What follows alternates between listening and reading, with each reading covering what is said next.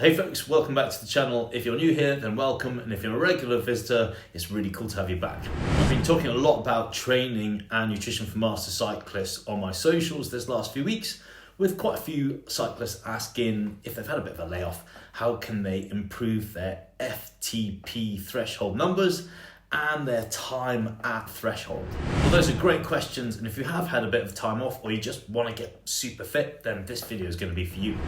And I've seen a lot of stupid nutrition nonsense from social media experts and a Scottish coach who should know better talking rubbish about protein. Righty, there's a lot to discuss, so let's get into it. So in this video, I'm going to talk about how master cyclists can improve their threshold power and learn to hold it for longer. Give you training sessions and suggestions to get you started, and if you haven't been following any structure for a while, this is really going to help. Dispel a myth on recovery for master cyclists, and I'm going to kick sand in the face of the morons talking utter rubbish about sugar, cortisol, post-training protein timing windows, and I might have a little bit of fun doing it too. Let's talk about training for master cyclists and how to improve your FTP threshold numbers and also increase your ability to hold that threshold over time. It's not all about having a big FTP. Increasing the length of your time at threshold is super important.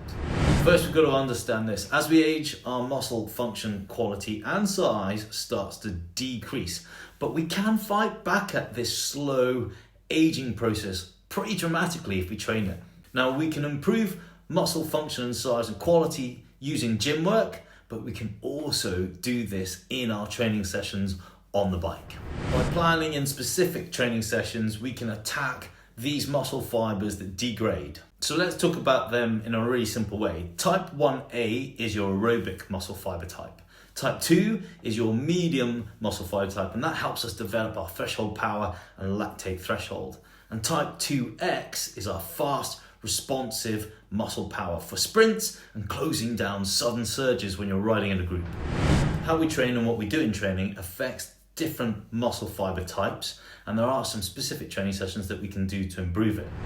Again, simplified, but this is important to remember, slow, steady aerobic riding works on your type 1 fibers. Threshold, sweet spot, and over and under works our type 2 muscle fibers. So let's get into the types of training sessions that are going to improve your threshold power and your ability to hold that power for much longer.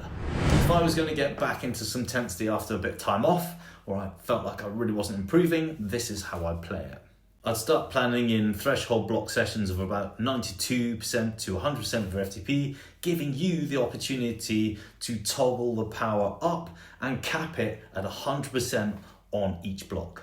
A really easy place to start is 2 minutes on and 2 minutes off times 8. Let's imagine that you have a fair bit of fitness because you've been doing a fair bit of aerobic work, so you're able to handle another quality session in your week.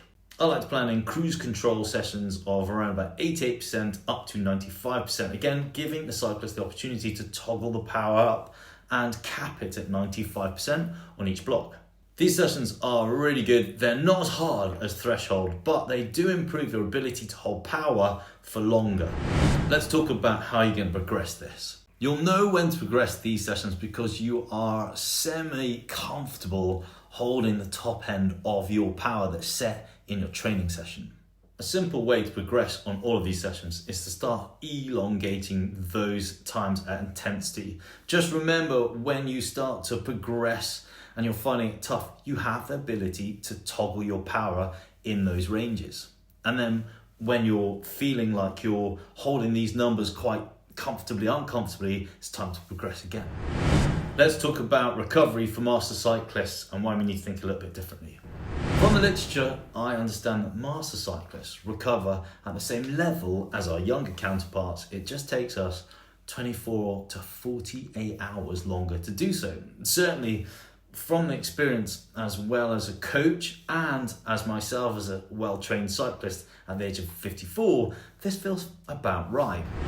This is why it's important not to ride your aerobic sessions too hard, because If you do, you're going to carry a lot of fatigue going into your quality sessions, and you can understand how that's going to affect you building your power over time. If you're always knackered, you're not going to be able to get to the top end of your training sessions, and that's ruining your progress.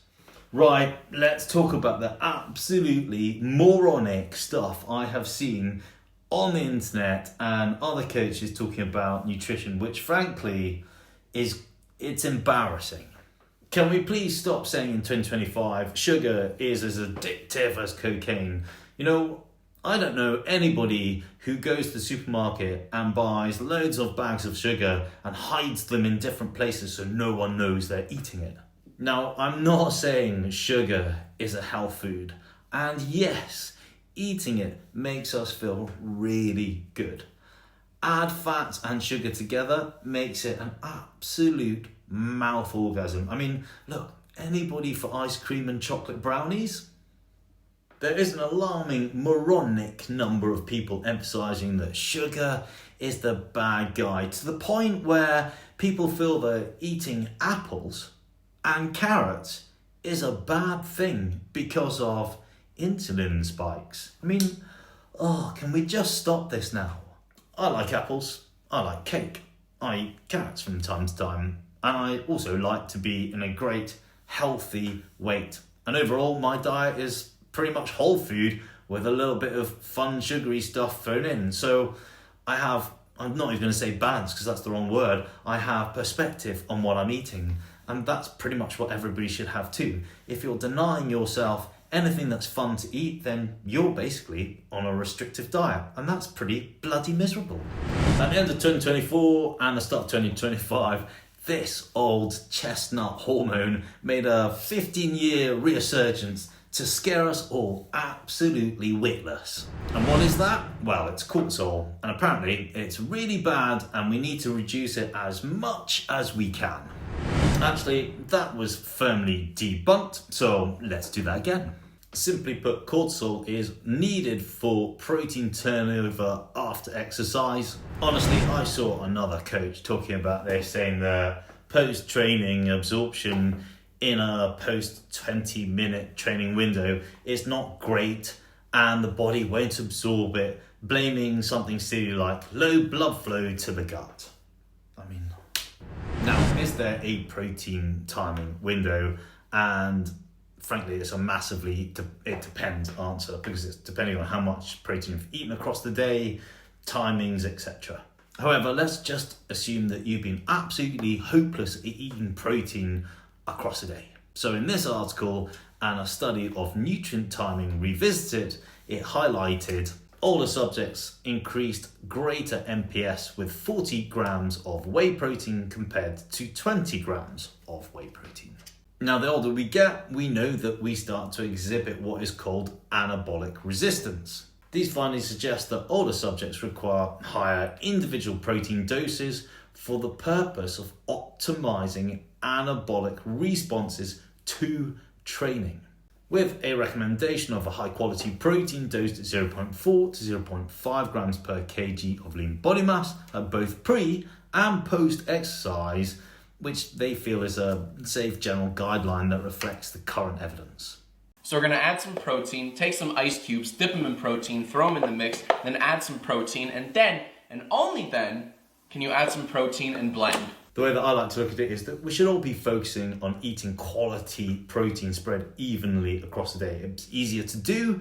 It means that having a higher protein content of your meals is going to help you stay more satiated. And if you've got protein in the muscle from the food you've just eaten, going to the muscle and about to go into the muscle, you're always going to have something going on in the mix that's going to help you hold on to your lean muscle mass, which we know as we get older is harder to hold on to. Does that mean that you need to chug down a protein shake directly after a training session? Well, no, if you're following the guidelines I've just given you. However, if you've been pretty rubbish with your protein intake and you think, I've just done a really tough training session and I feel a bit lacking, then 40 grams of protein with water straight after your training session is a pretty good safe bet. Will you absorb it? Well, yeah, of course you will, because look, your digestive system won't just fall off the edge of a cliff and stop working when you're training, because if it did, in a 5-hour ride, you wouldn't be able to take anything on and you'd literally come to a grinding halt. Flip me sideways. Some people really just don't think. Righty, that's it for this week. I hope you found this information helpful and useful. Any comments or questions, stick them down below. If you like the video, hit like. Please look, if you haven't done already, subscribe. I'm actually trying to grow the channel. This takes time to put together, so subscribing is like a little thank you. And if you think someone else can benefit from what I'm chatting about, share it with them too. Right, look, I'm off to Kelp in a couple of weeks, so the next couple of videos are all going to be about training and what I'm doing out there. Right, see you in 2.